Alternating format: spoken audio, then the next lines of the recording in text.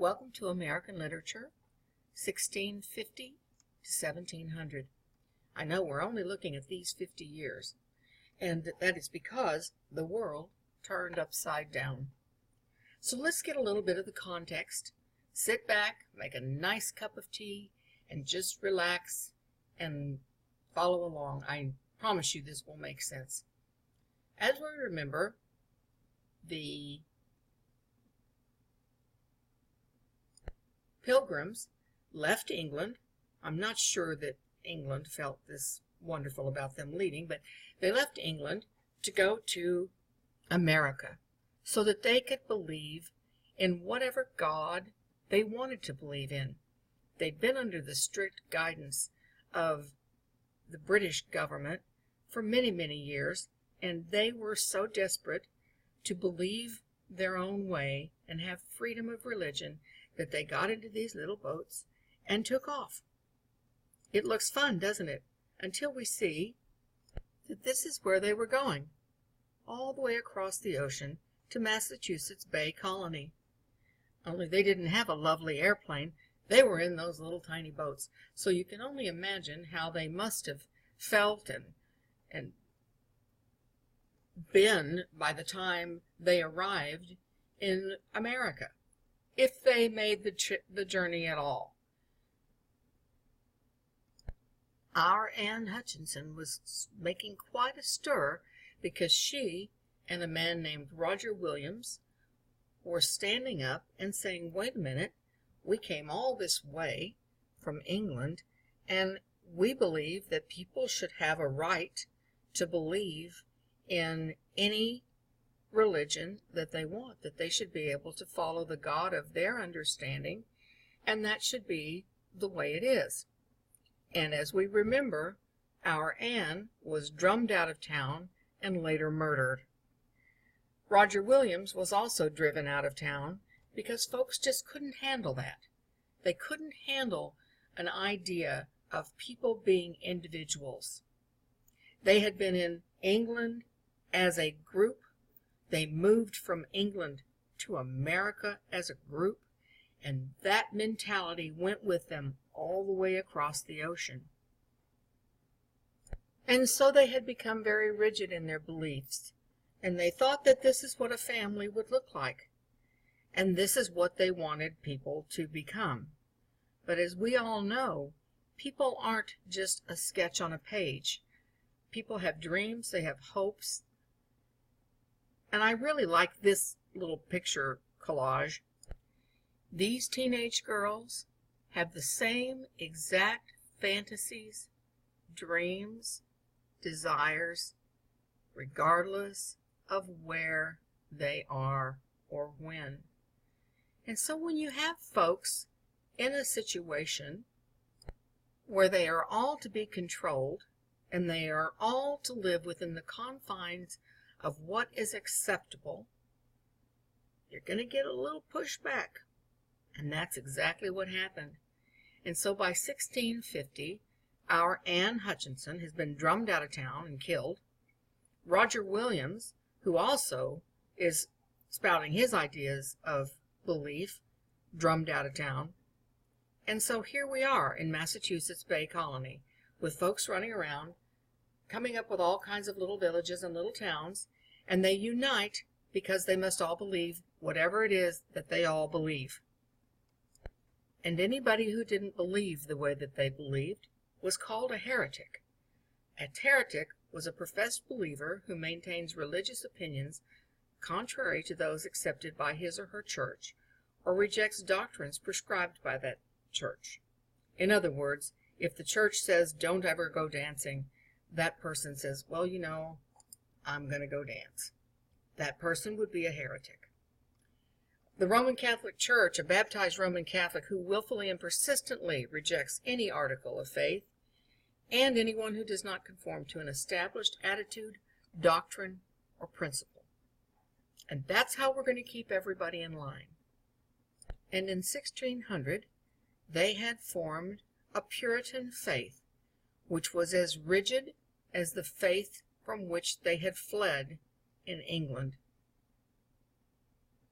And they believed that the Anglican Church, the state's religious institution of England, needed to be purified of the influence of the Catholic religious faith.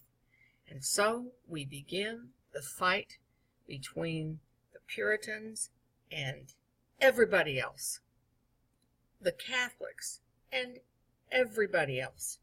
And throughout the early 1600s, the Puritans attempted to reform the church. And they weren't interested in allowing anybody freedom to believe. That which they fled, the reason for the exercise, was the one thing that they said they are never going to do, is allow people to have the freedom. Isn't that interesting? If that's interesting to you, then as you explore this particular period of history and literature, you might want to delve into what some of these folks had to say. It's fascinating. And of course, we have this timeline, and I really like this timeline because it aligns the historical events that are taking place with literature that is also taking place.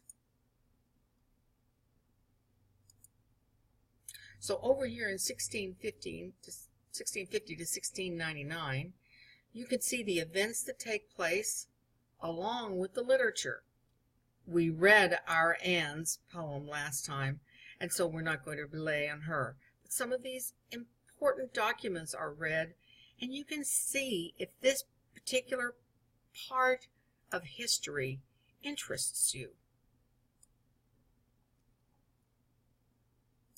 So we can see the events that are taking place in 1650 in this very short period of time that we're going to pay attention to. Because in 1656, in the summer, things took a new turn, didn't they? And that is when the first Quakers were killed for their beliefs. So now, it isn't just that we left England to believe what we want to believe. It is, we are all going to believe the same thing. And if you come in with anything outside of that, we're going to take care of you. And that's exactly what happened to our Quakers. They were hanged for refusing to leave. The very thing that the other folks were there for and had stood up themselves for. Fascinating to me. Well, things keep moving on, and folks are setting up more and more towns, and now we have sort of a new norm that is established. Because the new norm is not only are you not really free to believe what you want to believe, but if you come in here and you say you're not going to leave, we're going to hang you. That's what's going on. What? 25 years later, in 1675, King Philip's War begins. And that war began because not only were people going to hang other people for having religious ideas, now we're going to hang Native Americans. And the world is beginning to turn upside down, isn't it? In just 25 years, it's gone from beginning to setting up towns and church institutions, schools, and so forth, and now it's getting what? And things in the world had heated up to such a point that in 1692, and remember, unless you have money and you can purchase candles, when the sun goes down, you're in the dark. Remember that that's an important frame of reference. I say that because I feel like people were in the dark in more ways than just the inability to afford candles. So, here's what happened in Little Salem. These little girls had a bit of a nanny who was in Barbados, and she was just fantastic. The little girls just loved her, and she would tell them all these wonderful, fantastic tales. And in order to understand these little girls and what happened next, it's important that we end this first part of the lecture with a truth that these little girls did not know. In fact, there wasn't a single soul in the entirety of the new American colonies who knew one thing that is true, because they didn't have what we have. And so I want you to listen to this 1 minute and 24-second video, and then we're going to come back and start the next lecture series, which is going to be about these little girls and what they did.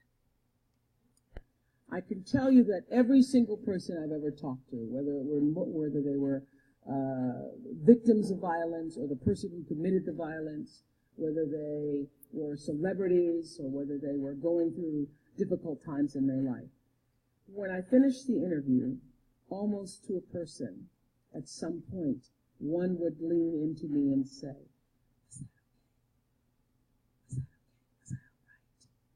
even Beyonce and all her Beyonce-ness. At the end of a performance where she was as Beyonce as you could get, leaned in and said, "Was that okay?" And what I learned in all those thousands of interviews is that there's a common denominator in the human experience that we all share. We all want to know that what we do and what we say and who we are matters. We want to be validated. Every single person in every single confrontation, every single encounter that you have, whether it's with the guy at the supermarket or in the toll booth or your boss or your children, every argument is really about, do you see me? Do you see me? Does what I say mean anything to you? Do I matter to you? Selfish to put yourself first. No, it's self-full. It's self-full. It's self-full to be first, to be as good as possible to you, to take care of you, to keep you whole and healthy. That doesn't mean that you disregard everything and everyone, but you want to come with your cup full. You know, my cup runneth over. Yeah. What comes out of the cup is for y'all. What's in the cup is mine. But I got to keep my cup full. Don't we do that? Don't we take on other people's stuff and make it about us when we don't know that we matter? When you don't know you matter, you will make somebody else's crazy about you. You got your own stuff to handle. You don't have to take on anybody else's. You know, there isn't a person you can ask in the world at some point where they didn't say, you know, I just find it difficult to trust people. Right. But what you say, that's not really the issue. No. Learning to trust other people. No. The real issue is Trusting yourself. Trusting yourself that you're going to make the right choices. Trusting yourself that you can hear that voice and follow it. Trusting yourself. that when people betray you, abandon you, don't acknowledge you, whatever, you will. I'll be okay. Yeah. I'll be okay. What about boundaries? People violate you when you don't have clear boundaries because you don't tell them how to behave in your life. And they run amok. They run amok because you don't have clear boundaries. You know, a lot of people hold secrets about themselves from their family. Guilt and shame, guilt and shame. And teaching people how to be people. Love people and respect people enough to tell them the truth. Okay. Tell them the truth. Respect them. Here's a big story I wish everybody, I'm just a single mom and I can't. Don't, that story is not helping you. That may be a reality. Here's the principle. State the facts, speak the truth. Here's the fact. I'm raising children without the benefit of a partner. That's the fact. Here's the truth. Right where I am, the fullness of God is, and me and God is a majority. Most of us have a death urge. And we see the guy coming, warning, slap, right in the middle of his head. And we said, oh, I'm going to fix it. I'm going to change it. I'm going to reshape it. And we got to understand, love doesn't have to fix you, change it. When you see crazy coming, cross the street.